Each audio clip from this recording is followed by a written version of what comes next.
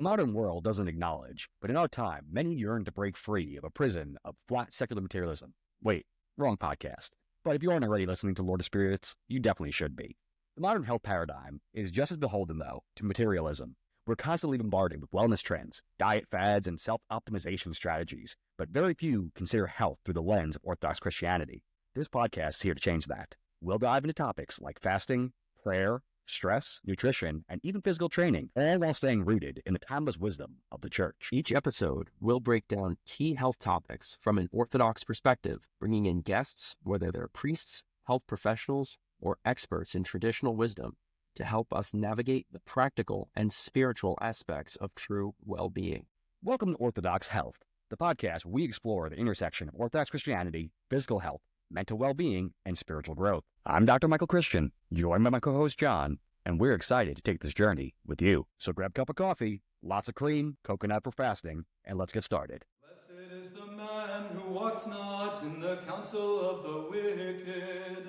Alleluia, alleluia, alleluia.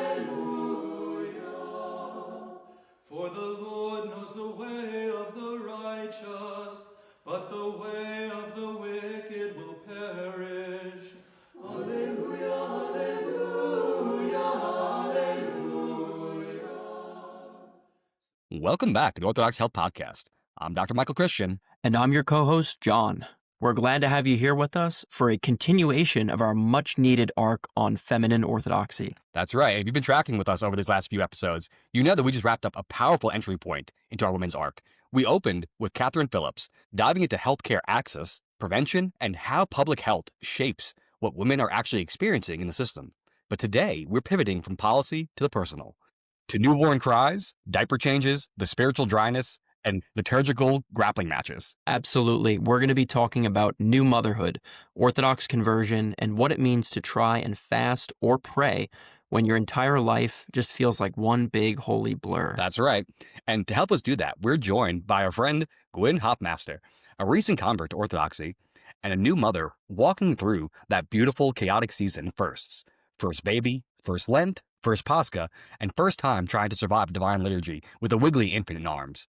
And she's graciously agreed to open up and share what that's been like for her. Absolutely, Mike. And as you mentioned, Gwynne is a recent convert and is a neophyte in the best sense of the word, new in the faith, new in the rhythms of the church, and learning what it looks like to find Christ, not just in the stillness, but in the exhaustion, the mess, and in the motion. And honestly, same here. John and I both have toddlers, so this episode is not about coming from the mountaintop. It's about coming from the back of the nave, next to the diaper bag, with snacks on the floor. So whether you're a mom trying to pray between feedings, a dad pacing the narthex with a fussy baby, I know all about that, or someone who's just trying to make sense of how spiritual life adapts to the real world, this one is for you. That's right. Let's get into it. All right, Gwynne, how are you doing tonight? Hi, I'm doing well. How are you? We're doing great. So we always start with the question, and this one in particular, since there's a new convert, is how did we get here? What made you look into Orthodoxy? And in particular, since this is the Orthodox Health Podcast, was there anything on the health medicinal end that was really driving you in this direction? Yeah, so I guess I had a long and crooked path towards the Orthodox Church. I was raised in more of an atheist household. I really experimented spiritually through university and through all sorts of different spiritual experiences until finally I reached a point where life was just so hard that I started to read the Gospels. And I started attending some Protestant churches. And when I found out that I was having a son with my husband, I started thinking about how to raise him, how to give him the best life possible, and how to avoid any of the tumultuous things that can happen in a Protestant church.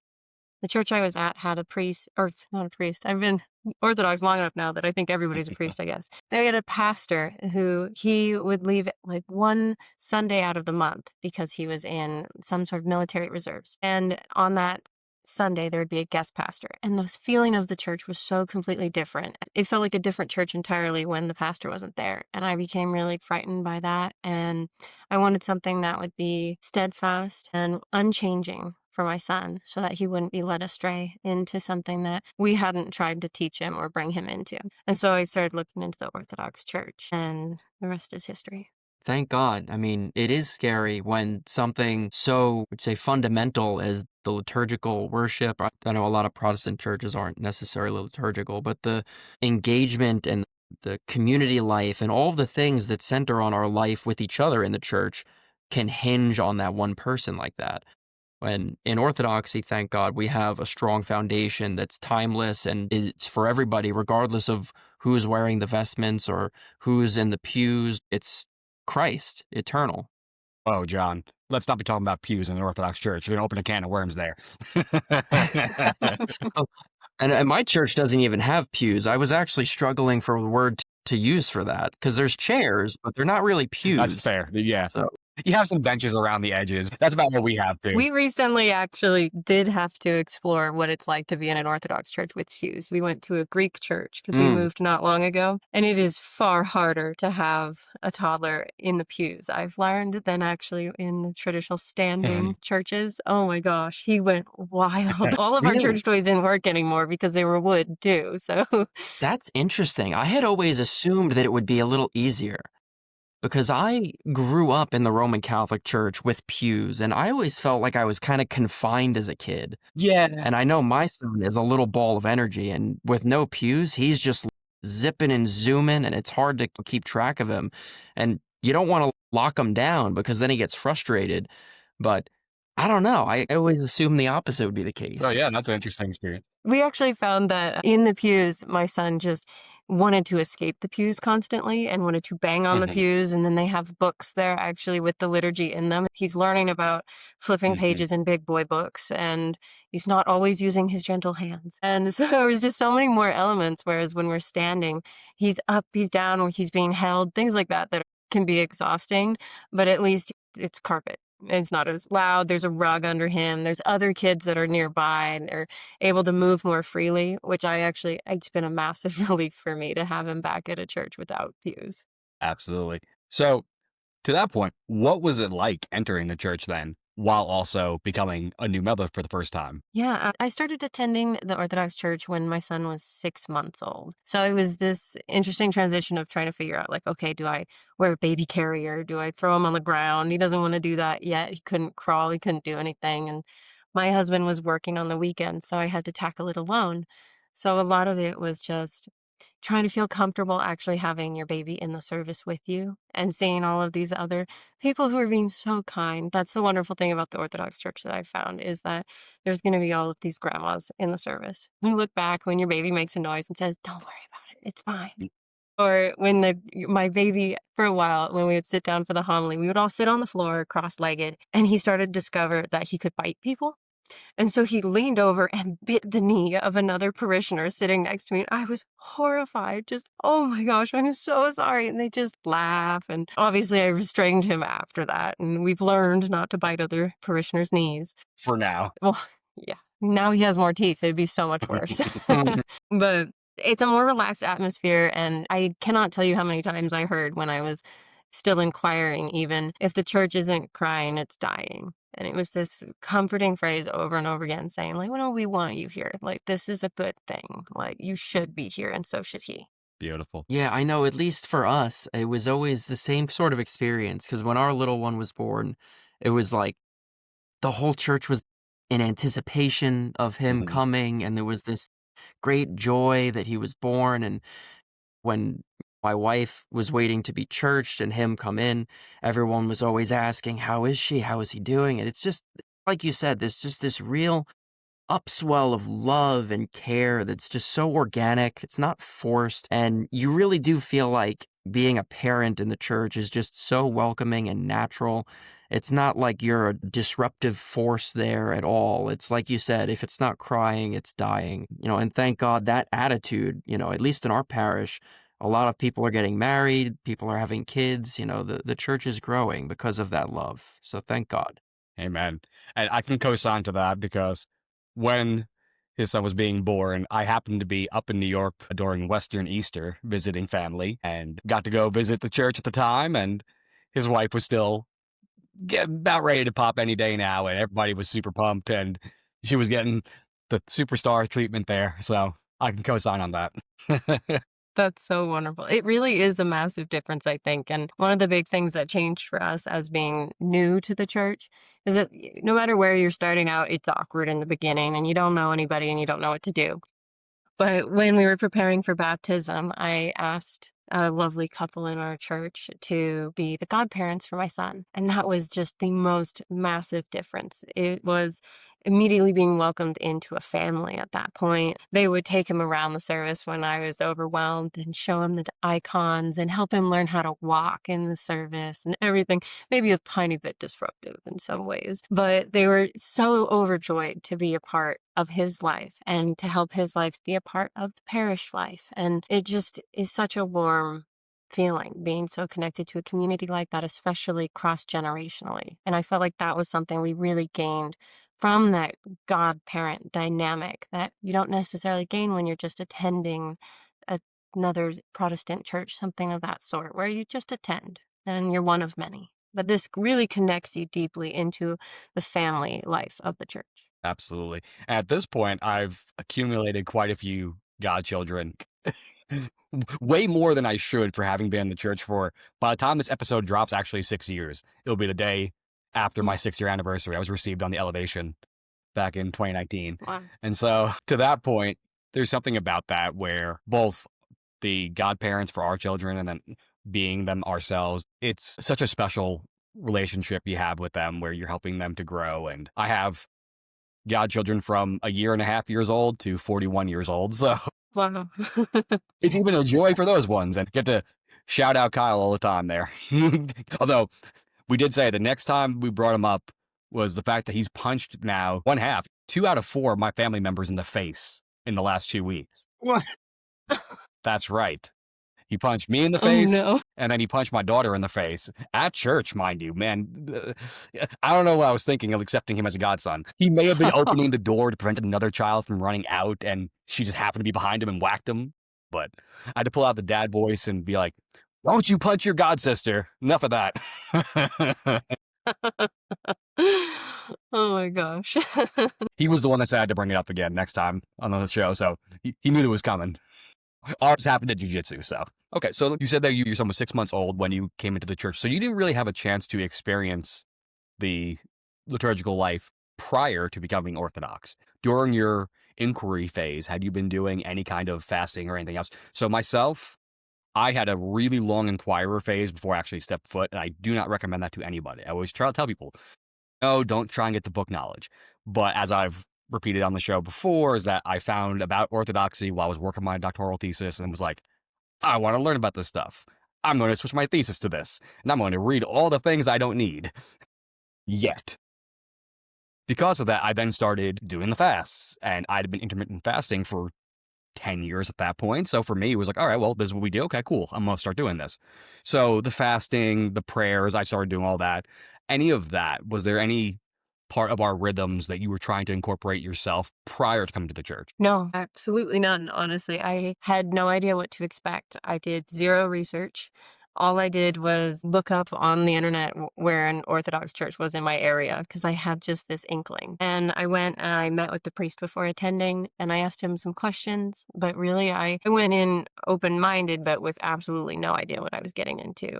After the first liturgy, I completely was enamored. And I knew at that moment I wanted to convert, but I had no idea what that meant. And it really was a long process of I just started catechesis. Catechesis started like the week after I began attending too. So it really was well timed. And I just started learning everything through the natural process of attending the classes and learning and asking questions. But even at the point when I began attending, I was still breastfeeding and I still am. So my fasting life has been nothing like I wish it could be. And I've had to navigate that a bit where sometimes I get a little overzealous and I really want to start fasting more than maybe I should. And I feel the repercussions pretty quickly. And then I have to renegotiate again because when you're converting, you're so excited. You want to do everything. You want to do it to the fullest. But there are some things in life that you have to take slowly and you can't compromise your health or your child's health in order to just be really excited and do everything to the fullest because that's not always what it means to be a woman in the church either.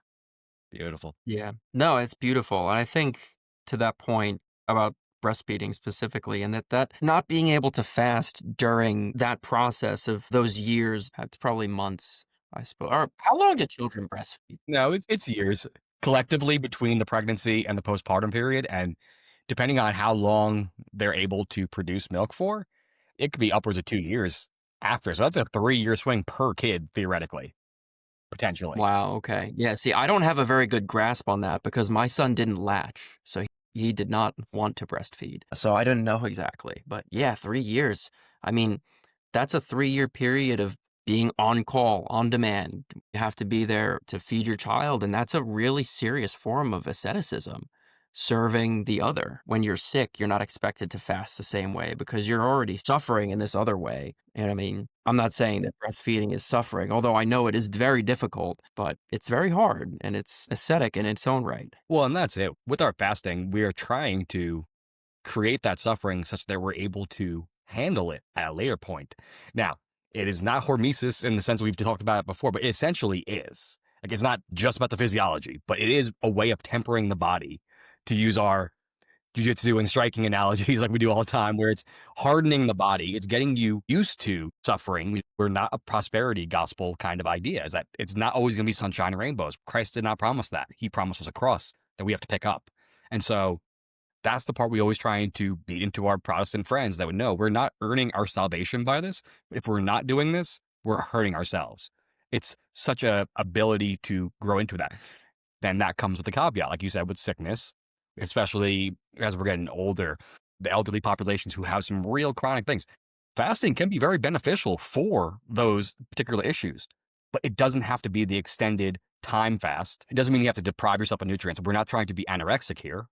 We're not trying to starve ourselves, because that gets into pride and a whole bunch of different areas. But what we are trying to do is be mentally and spiritually tough in that spiritual warfare, such that we're able to handle suffering when it's presented otherwise. Because if you are always being handed things on a silver platter, when you end up getting that sickness, you're not prepared for it. So now you're going to turn around and curse God, because how could he let this happen? Jumping off of that, I actually have another question that I'm interested in from your perspective, because this is an area where I know during my wife's pregnancy and postpartum specifically is what I want to ask about. She did a lot of research into that before having to go through it.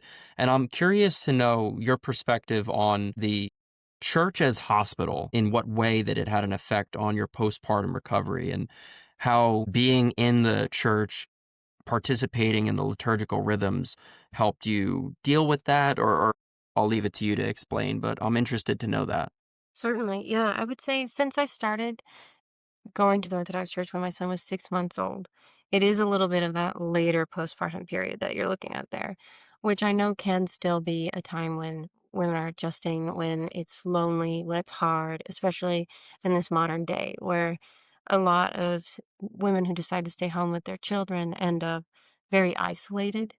And if you're going into an Orthodox church, you're attending liturgy, perhaps there's other services you're also attending, you are still a part of these rhythms that everyone in the church is a part of during that time when you might feel isolated. It's something that I feel connects a woman back into a greater community when that's something we're greatly lacking in this day and age. I would say I wish that when my son was born, I had been in the Orthodox Church already, because it was a very difficult circumstance. After his birth, he was in the NICU for a month, and it was incredibly difficult. And something I think back on a lot is how might I have endured that better with what I know now? Like, how could I have endured that suffering in a way that was more beneficial rather than just what felt like it was completely overwhelming and destroying to my life? It could have been something that I could have seen in this very different light. And now I almost wish I could go back. Not that I would want to relive that, but I could do it differently and feel things very differently than I did at that time. And I can imagine the support that a church like the Orthodox Church would lend to a woman in that position.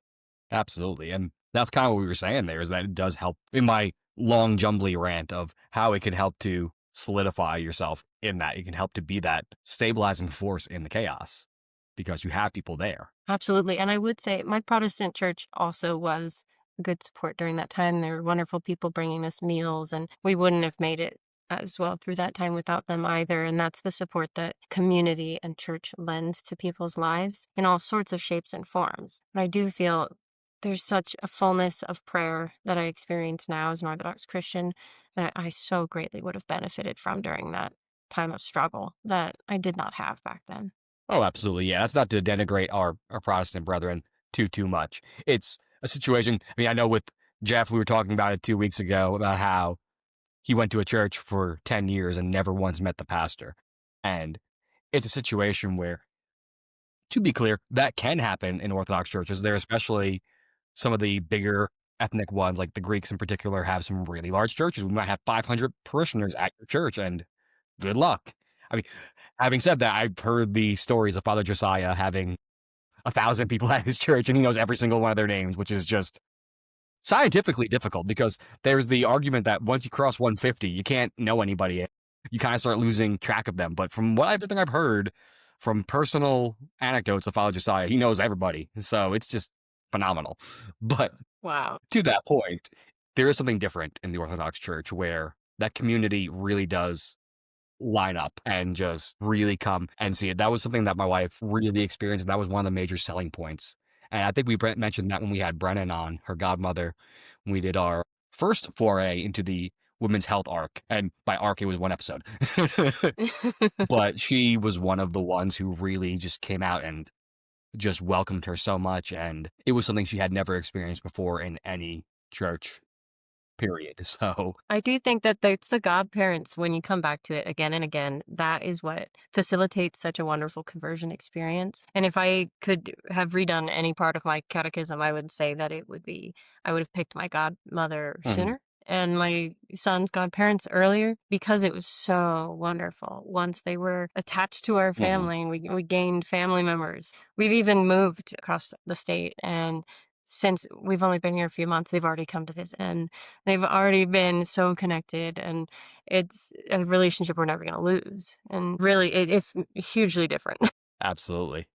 Yeah, my older girls' godparents, when they moved, they were still attending our church because there are two in the Northwest Arkansas area. There's one in Northwest Arkansas proper, that's OCA, and there's another OCA down in the River Valley. And that one is technically closer to them. So they unfortunately had to shift down. But we still have had a relationship with them since, when we've gotten to see her godmother at least several times since. So it's great. And my daughter loves spending any time that she can with her. Yeah. I would say, to the point that you made earlier about the large churches, that is something I've personally experienced now. Since we moved, we've been looking for a new home parish.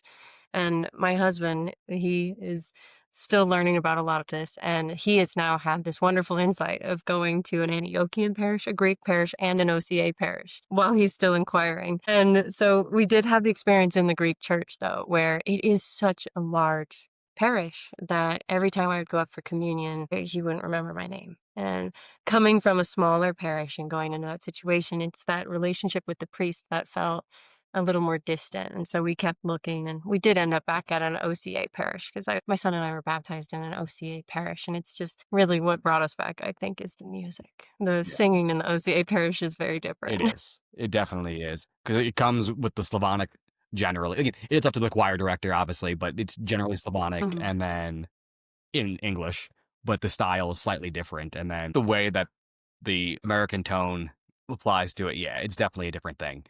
Because I know the Antiochians use a very Byzantine style chant. So Yes. I'm up in New York, but I still have yet to hear the Appalachian tone in person. yeah, And I long for it. I've heard video and audio on the phone, the internet of it, but I just really would love to hear a choir sing in the Appalachian tone in person. It's just so beautiful. so our choir director, Johnny, has been trying to petition Father John to let him do it. Mm.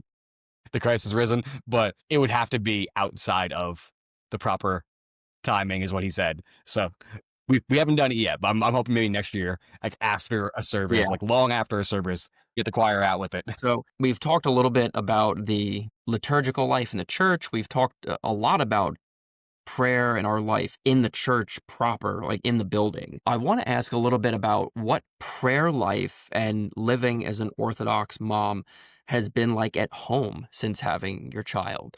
So I'm sure you have experienced, the interruptions during your prayer. You're trying to focus and be still, and the baby monitor starts blaring. What's that been like? Absolutely. You sound familiar with it too. Yes. One of the big things that we started doing as a family to help with some of the frustration about interruption, my husband's been so wonderfully supportive with this, is we do morning and evening prayers together as a family. We do a shortened version in front of our icon wall, and we do it all together. It can be a little chaotic, and sometimes our small person doesn't want to stay still or do exactly what we're doing, but we always stick with that. And sometimes they're a little bit shorter than they should be, but it makes it so we do it together as a family, and we model that for our son. His favorite part is at the end, we venerate the cross, and he likes to Mm, hold it and kiss it himself or yes. kiss the icons. And now he kisses everything. So he's a little confused. But then honestly, a lot of my prayer happens after everyone else is asleep. I have another small icon corner that's in the bedroom, so I can keep an eye on the small person, make sure everything's good there, and also just do my longer prayers. And I know when everybody's more deeply asleep, so am able to do it with a little bit less interruption and really focus more inward on my prayer life instead of just the family prayer life. But I do think having the family prayer life makes it feel more like what I'm doing is like extra credit in the evening. Not that it is, but it feels like that. But I started with just one prayer and originally that I would do additionally in the evenings. And from there it was just, oh, well, this prayer is so beautiful too. I need to keep going to this one. Oh, this one's so beautiful too. Oh, I need to do one in the beginning and one at the end. And then now I've got like 4 different books that I flip through and it takes half an hour. But That's it's wonderful. peaceful. I took a similar trajectory to you, and I think it took me a while to sort of parse that out and think maybe I should separate my personal prayer rule from the family prayer rule. Mm. Because for a while it's nighttime, time for evening prayer. We're all going to do that. And you're trying to read through the prayer book. And like you said, there's these long prayers, and little man's just not having it. So took a shorter route with him. There's 2 or 3 we do. They're very simple. And just like yours, he loves to venerate the cross after. He looks forward to it. He starts making a little kissy noise with his mouth, and he points. Exactly. And then you go in the quiet by yourself and you have your reflective looking inward self prayer. And it's better that way because then everybody gets what they need in the dose that they need. It's much more conducive to tranquility. Absolutely. And I would say for my husband, who's still inquiring as well, having it be those shorter prayers that we do together as a family has been really helpful because it's not like me trying to beat him over the head with 16 different prayers that I want to get in because I've already done the little bit in the building up and the building up. So it's a much gentler approach, I think, for the entire family. Yeah, absolutely. And that's one where in both John and my case, there was a little bit of a convincing process to our wives. And in both cases, though, we let them take their own time. In my case, I was expecting to just have her get baptized in a non-denominational Christian church just so we can get married. And just that was going to be the case. And what ended up happening in her case was that while we were going through premarital counseling, she decided, oh no, I want to become a catechumen. Like this Orthodox thing is where I'm at. Like I'm in.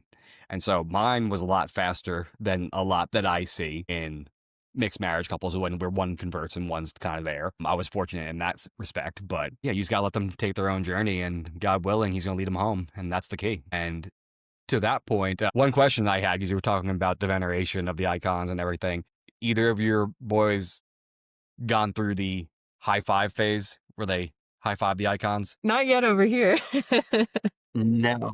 Prior to really kiss venerating, yeah, both of my girls went through a phase where they were like, yeah, and big old high five. And I just took it that Jesus and the saints, they know what they're trying. They feel the love. It's okay. And just let it Yeah. ride. That's really sweet. And Father John basically agrees. He's like, yeah, don't worry about it. Yeah. I'll tell you what, though. There is little as fulfilling for me, I think, so far, at least in educating my son about the prayer life. It's so fulfilling to see him I know he doesn't grasp the fullness of what's going on, but just to see him emulating and that it's something important enough that he should be doing it too. And it's goofy the way they do things. It's so cute. When he does his cross, he just takes his finger and points at his head. And it's like, okay, you got it, I guess. And then he started doing prostrations recently, but he points at his head and then he puts his hands on the floor and bows his head down to the floor. But he's still like standing up on his feet, so he's doing like a pyramid kind of thing. And it's so funny, but I love it. It's so fulfilling. That is so sweet. It really is wonderful. I've had the thought a lot when I see my son kissing icons and these things that I've been learning as an adult. And it's this massive learning curve for me. And I'm looking at him and I'm like, he was baptized when he was about a year old. That's what a massively different life that will be for him and a different life in the church. And getting to see him doing these things and his whole life, he's just going to continue doing this. He's not going to have to relearn it as an adult or learn it for the first time. I just think it's so sweet to see. He's really excited about kissing a lot of things now, though. So we're going to have to narrow in our focus at some point. Yeah. That's beautiful. So what do Sunday mornings look like, the whole process of getting ready for you? You were talking about how you have your familial prayers and how you try and get everything done. What does it look like? The first thing that really has to happen is the little person must be fed, because it can go all sorts of sideways if he doesn't get fed properly and on time. And a lot of the time we'll be rushing about, we'll be trying to get ready, doing everything we need to do. And our church that we're attending now is about 30 to 40 minutes away from us. So we're loading him up, doing everything, trying to get prayers in while he's trapped in his high chair, which is right next to the icon wall. So we feel pretty okay about that. But most of the time, it's just pure chaos. It doesn't calm down until we're in the car. And lately, my brothers live in the same town as us, so we've been picking them up and bringing them with us as well. And I just got a van recently that I've been calling the church bus, because it's going to be just everybody load up and all the different stops, and then you make it there. The orthomobile. That's so much better. But yeah, I absolutely understand that. The cyclone is real Sunday morning. For a while, it changes, because now with every day, the babies are getting older, so their schedules are a little different depending on how developed they're getting. So there was a time where our son would take a nap before liturgy. It just worked out perfect that way, because he would wake up around 6 a.m., liturgy's at 10, so by 9, he's passed out, and then he sleeps in the car the whole way, and then he wakes up at liturgy. Perfect. Not anymore. So that nap is out. He'll eat, and he'll be super shot as soon as we get to liturgy, and already kind of fussy. So it's kind of hit or miss now, but that whole cyclone of just getting there, I absolutely understand. At least for me, as the father, I just feel like I'm like the director. It's all right, let's get him dressed. Are you ready to go? What's everyone doing? How much things do we have left to do? The car's running. Tick tock, tick tock. But I've been assured by my priest to just calm down. It's okay. That this is normal. You're not in trouble if you're a little late. You have a small child. You're doing what you need to do. So there's a lot of anxiety with it, but I know I've been reassured that it's okay. And I have some solace in knowing that. Just make it before the homily. Yeah. Yeah, we have been known to run a little bit late too. You always think you're running on time. You're like, we woke up half an hour earlier today. We're gonna make it. We're gonna be there at the beginning. And oh my gosh, it really does get away from you. And my son, for the longest time during liturgy, he would fall asleep. He would like sleep in my arms so peacefully. I was like, oh, this is gonna be great. He's always gonna be the best baby in liturgy. This last Sunday, he was giving me a literal run for my money, just everywhere he could possibly go. And it can be a handful, but it's worth it. His little sphere of influence has been expanding. So there's like that little threshold. They get a little away from you and they stop and they look back and they're like, all right, I'm at the edge here where I don't know if I should go any further. Well, that edge just keeps going further and further away. This Sunday, I literally was chasing him down the rows of people, apologizing as I go. I'm like, I'm sorry. And he's looking over his shoulder, laughing at me like, come get me. And I'm like, right now, the consecration is occurring right now. And you're making me run after you? Please. They have the best timing with all of it. They always yes. do. Yeah. My son has started poking everybody's skirts too. If anyone has a pretty design, he'll come up and start poking ladies on their skirts. And so that's real. We're really trying to curtail that one too. But it's all such a blessing. It's so beautiful. Absolutely. So taking away from the blessing part, though, all right, what's your craziest experience? I think I'm going to win this one. I think I'm going to win this game. I'll let you guys go first. What's your craziest toddler experience then? Well, you haven't had one. You haven't had a real winner yet? They're all trying, but I think I've tried some midweek liturgy services where he just sprints back and forth and back and forth and back and forth, running up to icons, kissing them the whole service. And he hasn't been awful yet, though. I mean, there's plenty of time left. Okay. John? Yeah, crazy one yet? Anything too crazy, just the standard running around, chasing and capturing and recapturing over and over again. But he did try to eat a wax candle last week. Nice. But There you go. I'll take other that. than that, he thought it was a snack. It wasn't. All right. So, I mean, to be fair, I have 2 and I started earlier. So I have a lot more skin in the game on this one, literally, when I tell this story. But I'm definitely going to win. So it was the week after my littlest one was born, and we were selected to be godparents to a pair of brothers. How you doing? Sam and Ollie, a.k.a. James. They were getting received into the church. They're getting baptized. And at that point, because my littlest one had been born, Casey was still out of the church. It was still her 40-day window. And I went to church with my older girl by myself, followed the day after the baptism. Now, as the godparents, you have your candle that you light with them the day before, and I like to have it for the following 3 weeks. I bring it back and have them as well. So now I'm holding a candle, and we're getting ready to be the point of communion's about to start. So the Eucharist is about to come out, and all of a sudden, we smell fire. And I smelled it very, very quickly, because I happened to notice that my older girl and her beautiful, beautiful Shirley Temple curls has decided to catch fire. Now, me, having years of martial arts experience and lots of quick reflexes, immediately swats, put it out before I went any further. Now, the funniest part of that was, because there was the baptism the day before, and they had to obviously burn a little bit of the hair as part of the child's offering. And for those of you who are new to the faith or have not been to Orthodox baptism, I should probably clarify, because they cannot offer prayers verbally and they cannot assent and do all other things. We, as godparents, are doing the assent for them verbally, but they have to give up an offering too. So they give up 3 pieces of their hair. And it's burnt in the censer. So there is a burning hair smell that will occur during a baptism. But the priest and the altar servers were unaware that my older girl's hair had caught fire today. I was like, there's no way that it still smells like burning hair from the baptism yesterday.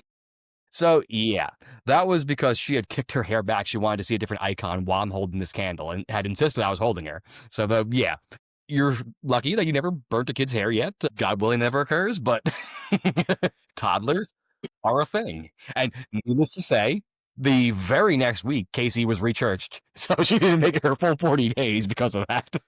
Yeah. Wow. And that has not happened to our son, but it has happened to one of the altar servers at our parish. I don't know, maybe a year ago. He was during the procession with the Eucharist. He had his head down, kind of hovering over the candle. His hair was kind of long at that point, and it just went right. They put it out quick. And the procession continued on like nothing happened, but it was just like, whoa, did you see that? Yeah, that happened. But it is kind of scary. It happens quick. It really does. It's like that running joke that goes around that Orthodox, we just love to drink wine and play with fire. Sounds about right. That meme floats around every so often as Pascha shows up. Does your parish have the blessed wine post-Eucharist? Like, so when you're getting your Entidur and the bread, do you have blessed wine as well? We have it at the OCA parish we're at now, and we did it the one I was baptized at. The Greek church, no, and then the Antiochian, no. Yeah. So have you let your son try the blessed wine yet? he tried it when we were back in our first parish, but he only had a little sip. Oh, of course, yeah. I'm not letting them take down the whole cup. We actually have a whole little mini chalice. I don't even know what the proper term for it would be. It's, I don't know. It looks almost like a measuring cup, but golden. And yeah, we let Yeah. them take a little sip of that. We had that at our home parish as well. And the new one we're at, it's just little Dixie cups. So it feels a little bit less holy, but it's still good. Absolutely. Speaking of the little ones, it's just one of my favorite things. When it's time for communion and we go up with the little guy, he knows what's going to happen. He looks forward to communion and he points towards the altar before they open the holy doors. And he's going, yum. He's like, oh, we're going to eat. I'm like, yep, yes, we are. That is so sweet. My son recently, because we were moving parishes, he's got completely intimidated about taking communion for a while. And for about a month or two, he refused. Anytime I would bring him up and he would just absolutely refuse to receive communion. And it was just this past Sunday, we had the priest from our new parish, he had come to visit us at home, and my son had seen him in the home. Mhm. We were walking up and I was telling him, Father Timothy wants to give you a bite. He wants to give you a special bite on a spoon. Mhm. We got up there and finally he received Thank God. communion again. Yes. Thank Wonderful. Praise God. God. No, that's great. And yeah, my Mhm. girls are very much obsessed. So not only with communion itself, but they are very much so. But that antidoron is another one where it's like, bread? So then they get through the phase of, now I have to sprint across the church again to get more bread after it's done. And parish has actually expanded to the point that there was a period before he started cutting the bread smaller where it would run out because Mm. we've expanded tremendously. I mean, right now we received 21 back in January, and we already are up to 30 adult catechumens with probably another 15 or so children coming in tow. So yeah, Wow. right now we have about 45 catechumens. Wow, that's Yeah. amazing. 5. Oh yeah. And when we first got here, there was maybe 80 on the roster total, and we've definitely broken 200 at this point. So it's pretty awesome. Wow, that is amazing. I thought it was a massive group of people getting baptized at the same time as I did, and it was 18 of Right. us total, including the kids. No, absolutely. Yeah, that was about it. Yeah, we had 21 back in January, right after Alphany. Our parish is about to have its biggest catechumen class to date. It's going to be about 15 people. It's incredible. So Wow. it's growing. Thus far, it's been 3 or 4 every couple months, but now it's just bang, 15. So thank God. Absolutely. Gwynne, what you think would be good advice, although I know we've touched on it here and there, what would be some of the most important advice or things that you'd like to call to mind for new Orthodox mothers or just young women that are new in the church? Yeah, I would say to not be intimidated by coming into the parish with a child specifically. It really is a welcoming environment. You really don't need to be so concerned about any noises that your child's making. If they start screaming bloody murder, maybe take them out. That's to be expected. But it's okay to have to leave the liturgy for a little while to calm your child down, to give them a snack, to do what needs to be done, maybe change a diaper, who knows, and then return to the service. You might miss a little bit. You have the rest of your life to hear every part of the service. Something that was such a great comfort to me was that when I was struggling with my son wanting to be in the service, I think about 90% of the time I would miss part or most of the homily because he just couldn't take it at that point. But I would look to the older women in the church, like the grandmothers, the women who had been through what I was going through now and were now at this stage of life where they were able to be there fully and completely. There were no distractions. They were so focused on the service. They were able to be there entirely. And that's something to look forward to. That doesn't have to be now because you'll miss what you're doing now, then, and now you'll want to be doing what they're doing. So there's always something beautiful to look forward to, but you should still appreciate what you have. And I remember speaking to my priest, and he would reassure me, saying, this is part of what it is. This is your liturgy when you have a child. This is a season you'll go through. And it's just as good that you're here. You don't have to be in it for every single moment for it to count. It's beautiful. I like that is your liturgy. Just the way you're experiencing the liturgy is not like a second class kind of liturgy, obviously. It's the same liturgy, just you're living it through the season you're in. It's through your lens. So my husband likes to say now, whenever we're in the liturgy and my son is giving me a really hard time and doesn't want to go to dad, he looks at me and says, "This is your liturgy." And that feels a little snarkier. My goodness. It's funny talking about not doing the outright just meltdown mode when they're just kind of being a little bit rambunctious, we shall say. It's funny how you notice it, obviously, because that's your kid who's going, "Blah, blah, blah." If for whatever reason, let's say my wife brings them out for something and now I'm in there by myself, I don't notice the other parents having the same struggle. There's something about that. So you notice your own kids. And if she brings them out, then maybe I'll look over for a second to see if they're coming back. And I might notice one of the kids doing the exact same thing that I've been mentally freaking out on the entire time about my kids doing. And it's, oh, well, maybe it isn't just me. So yeah, there's very much that idea of don't stress. Like, keep them wrangled for the most part. Keep them mostly quiet. At the same time, like you said before, that's the common refrain of there's no crying, the church is dying. Absolutely. Absolutely. And most people are very understanding too. If your kid goes up and pulls their shoelace and you apologize, it's probably going to be okay. They've probably dealt with it before if they've been Orthodox for a little while too, because they're used to having the kids in the service. They're welcome there. Right. They're not kicked off to Sunday school and said, bye, we'll see you later, watching a Left Behind movie or something. I'm curious. I have a question. So you mentioned about you and your husband being at liturgy when he says to you, this is your liturgy. I have just a funny thing. I'm curious, does your son ever play mind games with you guys or like try to psy-op you into getting what they wants at liturgy? So mine, he knows for a fact if I'm holding him, he's not going anywhere. Like, he doesn't even try to go to the floor. He's not going to ask to get put down. But what he'll do is he'll act all sad or broken up that he's not with mom. And he'll start saying, Mama. And he wants to go see mom. But then once we give into it and we're like, oh, he just wants to give you a hug. He loves you. And then he points right to the floor. As soon as he hits her arms, he's like, down. Oh, I see what you did there. Do you have any of that going on with yours?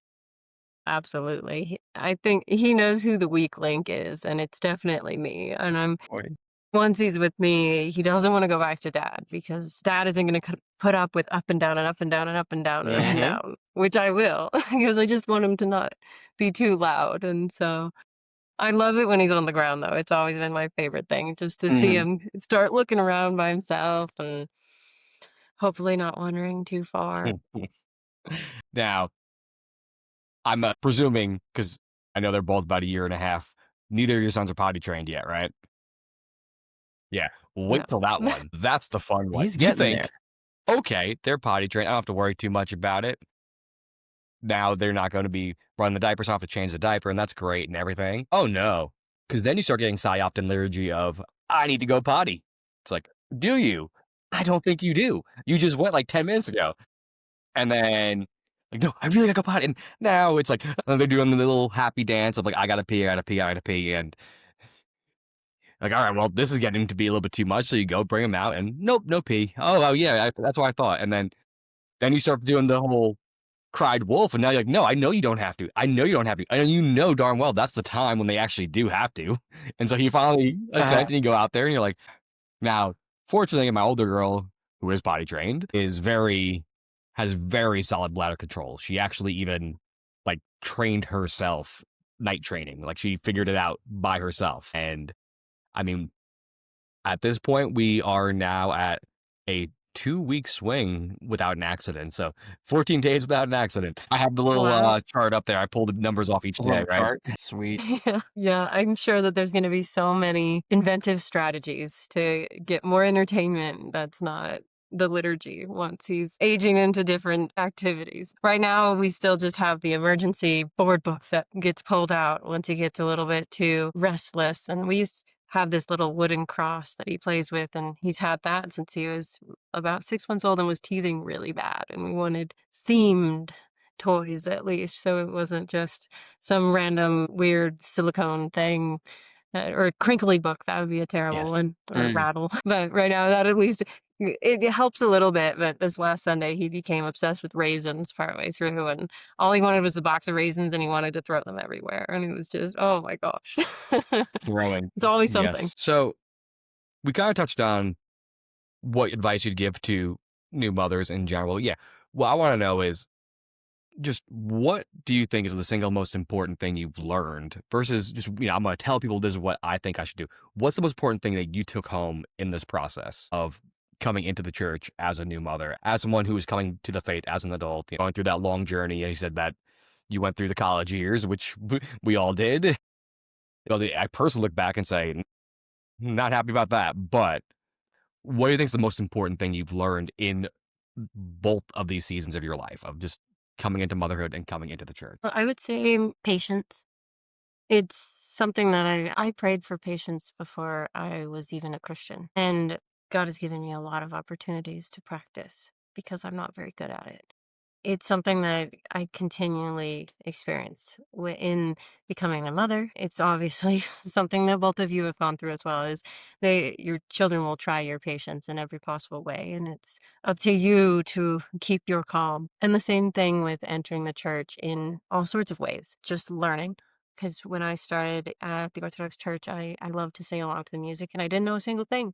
It took a lot of patience with myself and my husband telling me, oh, just keep going. You'll learn, you'll learn, you'll learn. And eventually I learned the songs and my patience paid off. Or patience with my son during the liturgy, or patience with not understanding other aspects of the Orthodox life, patience with myself and my body when I'm unable to be fasting in the way that I would like to. All sorts of things that can all just be wrapped up in one tidy little bow of patience. That's great. Anyone you want to add commentary on that? I can. I think she wrapped it up beautifully. I think this is certainly going to be one of those conversations that's going to sit with me for a while. Yeah, absolutely. I think what stood out most is how honest it was. Like, there was no filter, no pretending. It's just about being a real mom who's trying to live out their faith in the middle of those midnight feedings, just losing time at the liturgy, and all the grace that comes with surrender. Absolutely. And I hope that for any of you that are listening who are in that season of their life, whether you're a mom, a dad, a catechumen, or a cradle Orthodox, you heard something today that reminded you are not alone. Absolutely. The church is for the tired. It's for those struggling. And it's for those who are showing up with spit up on their shoulders and a whisper of a prayer in their hearts. Absolutely. And that's not a second-class orthodoxy. That is the life of the church. As Gwynne had said, this is your liturgy, living liturgically inside your home, inside your heart, not just inside the nave when they're misbehaving. And so we want to take a big thank you to Gwynne for joining us today and sharing her story. It's definitely a different perspective than we've had. We've had some catechumens before. We've had newly illumined, but Jeff was literally a couple of days out when he showed up. And so it's one where that new mother's perspective is definitely something that I think our listeners are going to be very happy to hear. So please keep her in your prayers as she continues her journey, both in the church and in motherhood. Absolutely. And be sure to tune in with us next time, because we're going to be sitting down with Presbytera Marina Thornburg to keep the women's health arc going. And that one's going to be full of both theological depth and really a lot of practical wisdom. Absolutely. And if you didn't know about it, you'd think that we were just stealing Catherine's guest list. But it's funny because we had lined up with both Gwynne and Presbytera Marina before she officially released those episodes. So it's kind of funny that we were doing that. But we had the plans for the women's arc, and we were probably going to be doing a bonus episode. The way the order is going to line up, we're going to be doing a bonus episode with Brennan, and God willing, my wife are going to be joining for our Picos episode. And with Presbytera Marina, we are going to be doing a lot of health-related stuff as well, because she is also a practitioner. So again, double bonus on that. It's another health mind as well as a presbytera, which is the first we've had. We've had 3 priests on at this point, but we haven't had a priest wife yet. So it's going to be great to be able to get that perspective.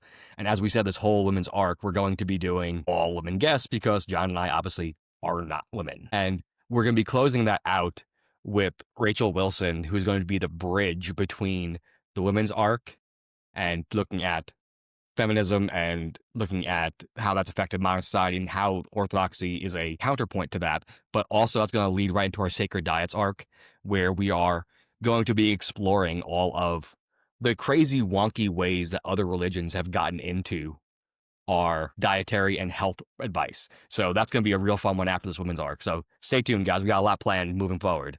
So if this episode blessed you, though, we'd love for it if you would share it with a fellow parent and leave a review or tag us in your thoughts. You can always find more at orthodoxhealth.com or wherever you follow us online. Absolutely. And until next time, just keep showing up, keep praying when you can, and trust that Christ is present even and especially in the chaos. Amen. Christ is in our midst. He is and always shall be. That's right. So see you next time on the Orthodox Health Podcast. God bless. It's available on Spotify, Apple Music, and all of your other favorite listening locations. And you can also find us available on YouTube at Dr. Michael Christian, Rumble at Orthodox Health, and Substack at Orthodox Health Podcast. You can also follow us on social media for more insights, discussions, and behind-the-scenes content. Connect with us on Instagram at Orthodox Health or in our Telegram group at Orthodox Health Podcast and join the conversation. We'd love to hear your thoughts, answer your questions, and continue building this community together. And finally, if you're enjoying the show, leaving a quick review on your favorite podcast platform goes a long way in helping others discover Orthodox health. Until then, stay strong in faith, take care of your temple, and keep Christ at the center of your health journey. God bless.